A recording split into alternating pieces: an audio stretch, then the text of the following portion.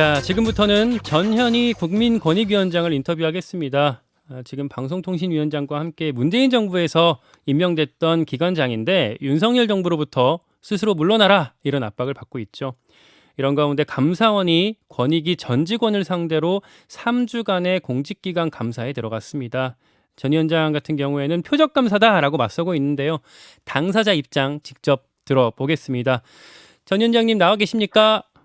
네, 안녕하세요. 예, 안녕하세요. 감사 얘기부터 시작하지 않을 수가 없을 것 같습니다. 월요일부터 시작이 됐죠? 네, 그렇습니다. 예, 직원들 대상으로 한 감사고요. 네, 처음에는 위원장의 근태 사유와 언론 보도를 예, 이유로 감사를 개시한다고 해서 저만 감사를 하는 줄 알았더니 예, 이미 작년에 권익위는 감사를 마쳤습니다. 그러면 예, 통상 이 경우에는 3, 4년 후에 진행돼야 맞는데 예. 전 직원과 위원회의 전 업무에 관해서 사실상 정기감사와 똑같은 감사를 하고 있습니다. 그래서 재감사라고도 볼 수 있고요. 이미 한 감사이기 때문에 그래서 굉장히 이례적이다 이런 생각을 합니다. 자, 처음에 나왔던 얘기가 그 위원장님 근태, 그러니까 뭐 세종시 출근할 때 지각을 많이 했다 이런 얘기가 나왔는데 그런 제보가 있었다라고 하면서 감사가 시작이 됐죠. 네, 지금 감사를 시작한 게 그 제보와 그리고 언론 보도 때문에 이렇게 이례적으로 감사를 한다라는 이런 감사원발 보도가 있었습니다. 지각을 많이 그러면 하셨어요, 그때? 네, 제보는 지금 이제 뭐 근태 관련 예, 내용이라고 하고 예, 뭐 그런데요. 이게 사실은 그 기준을 네, 모든 부처 장관들에게 동일하게 제시를 하면 이거는 그 굉장히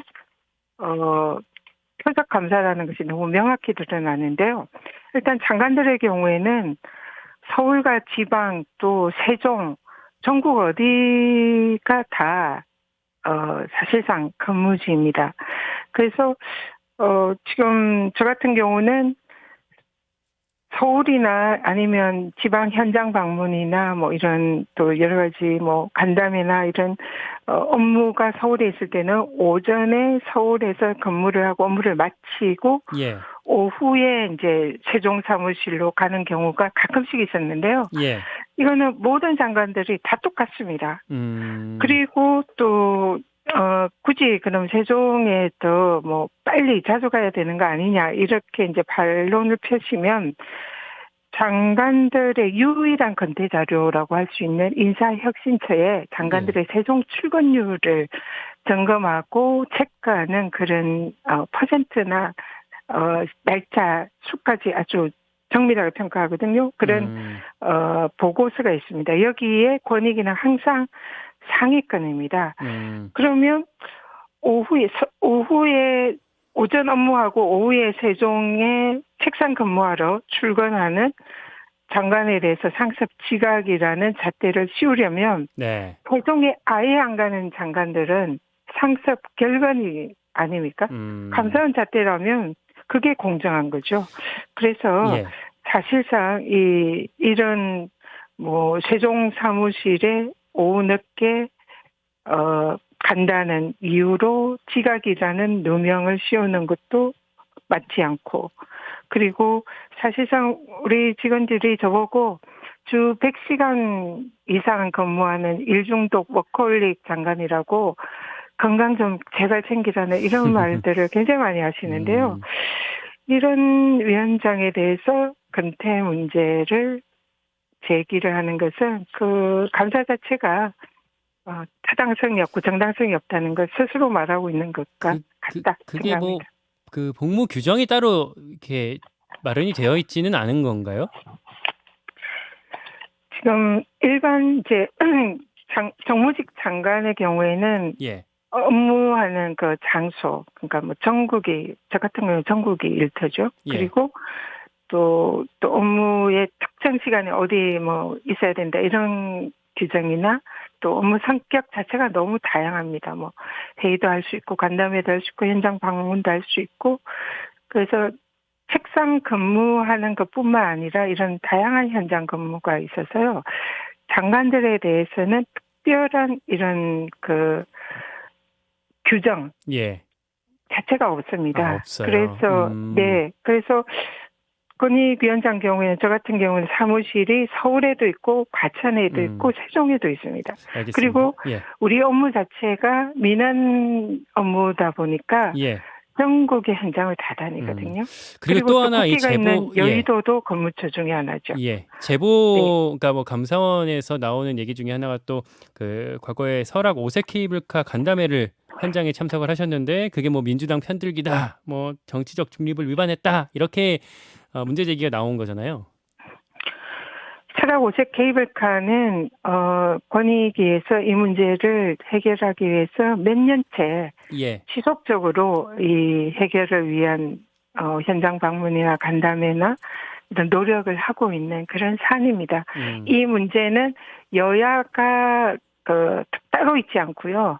여당이든 야당이든 또 설악 케이블카 관련 주민들이 모두가 똑같이 같은 입장으로 원하는 그런 사안입니다. 이제 다만 환경부와 입장 차이가 있어서 또 환경단체와 좀 또 다툼이 있는 사안이라 사회적 갈등이 매우 첨예한 그런 사안이거든요. 예. 그래서 이거는 뭐 전혀 정치적 문제가 아니고 그리고 제가 현장 방문을 해서 이 문제를 청취를 하는 것, 간담회를 하는 것은 당연한 업무고요.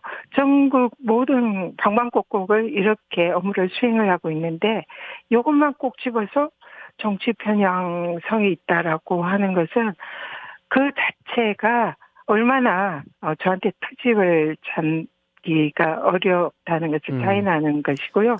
예. 부당한 감사라는 것을 자신의 입으로 얘기하는 거다 생각합니다. 부당한 감사가 어떤 맥락에서 왜 이루어졌다라고 보십니까? 지금 국민권익위원회는 법률의 그 임기의 독립성, 업무의 독립성이 정해져 있고요. 예. 그리고 또 권익위를 구성하는 전원위원회가 대통령이 임명하는 자리뿐만 아니라 대법원에서 3명, 국회에서 여야가 3명 이렇게 임기하는 위원들로 구성되어 있는 정치적 중립기관입니다. 예. 금융이나 공정위 경우에도 똑같은 위원회지만 그 위원회들은 모두 대통령이 임명하는 그런 위원회라 권익위와 그 독립성, 중립성 측면에서는 좀 서로 다른 성격을 가지고 있습니다. 그런 독립적인 위원회에 또 임기가 정해져 있는 위원장을 사실상 임기를 중간에 그만두고 내보내는 것은 법률 위반이고 또 지금 현재 블랙리스트 지금 이제 검찰 조사가 되고 있는데요. 그런 위험이 직권남용의 위험이 있는 거죠. 그래서 감사원 감사라는 것도 사실상 그 사유나 감사 개시 사유가 아주 이례적인 이런 감사를 통해서 사퇴 압박을 강하게 하고 있고 또 그런 것을 또 사퇴 압박을 감사원 감사로 인해서 매우 강하게 저도 느끼고 있습니다. 사퇴 압박을 위한 표적 감사였다라는 말씀이신 것 같고. 그렇다고 생각을 하고요. 그리고 또 권익위는 이 위원장 1명에 부위원장 3명 그리고 상임위원 6명 등 정무직 자리가 한 10개 정도 있습니다. 그래서 이미 언론 보도 또 지난 상임위에서도 여당 의원이 이 위원장이 정해져 있는데 왜 빨리 안 나가냐 이런 취지로 말씀도 하셨고 기사에 따르면은 또 권익위 차관급 부위원장 3분에 대해서 실명까지 거론되면서 내정이 되어 있다라는 그런 기사도 알겠습니다. 봤습니다. 그러니까 내년 6월까지 지금 임기가 한 1년 가까이 지금 남은 것 같은데 그 임기를 다 채우시겠다라는 뜻은 여전하신 거죠? 지금 권익위원장의 그 자리를 지키는 것은 제 개인의 문제가 아니고요. 예. 이거는 그 법률상 독립된 기관인 권익위를 지키는 그런 이제 매우 중요한 법과 원칙의 문제다 생각을 합니다. 그래서 현재 뭐 사실 제가 이 자리를 그만두는 것을 개인적으로는 하루에도 10번씩, 정말 이렇게, 사퇴 압박을 하고, 그러는데 너무 힘들거든요. 심리적으로도 부담이 되고, 건강도 굉장히 나빠졌습니다. 그래요. 그런데도 불구하고 이것은 국민들이 위원장 임기를 지키시라고 아주 강력히 응원해 주시고요. 직원들도 그렇게 강력히 요구하고 있습니다. 그래서 개인의 문제가 아니다 생각을 하고요. 네, 고민은 하시는군요. 일을 해야 되겠다라고 오늘 또 힘을 내서 일해야지 이런 생각을 하고 있습니다.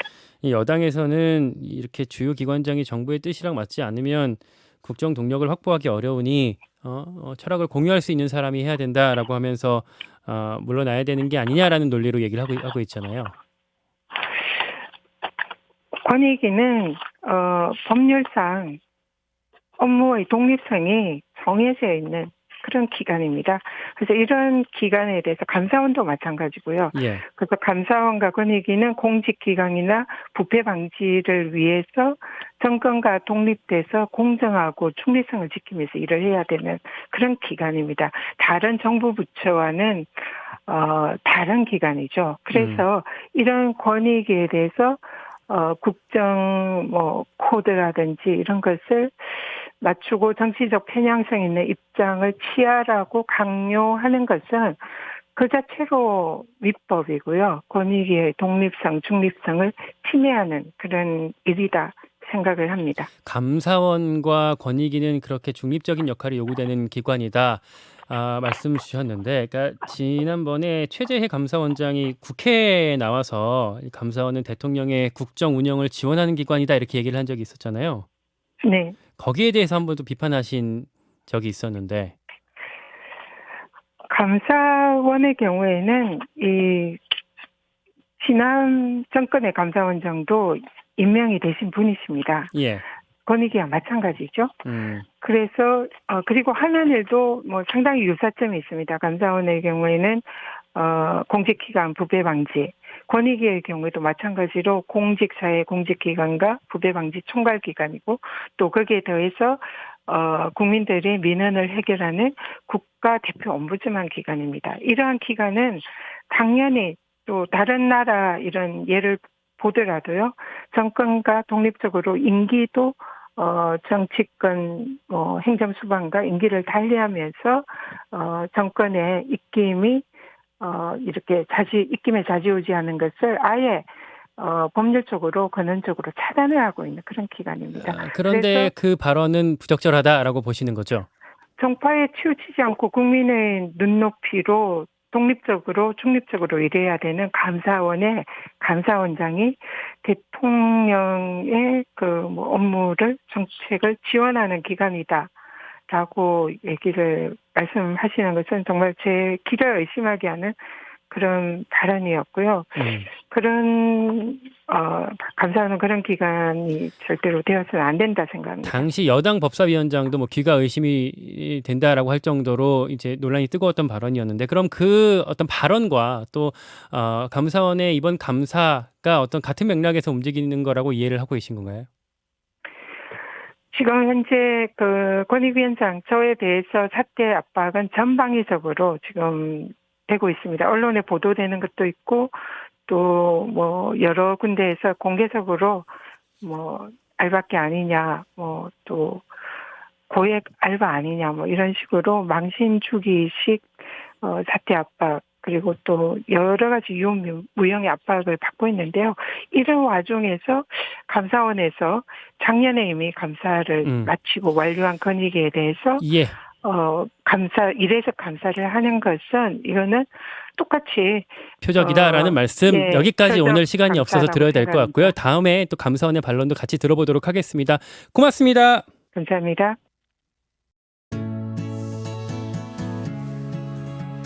김현정의 뉴스쇼는 시청자 여러분의 참여를 기다립니다. 구독과 좋아요, 댓글 잊지 않으셨죠? 알림 설정을 해두시면 평일 아침 7시 20분 실시간 라이브도 참여하실 수 있습니다.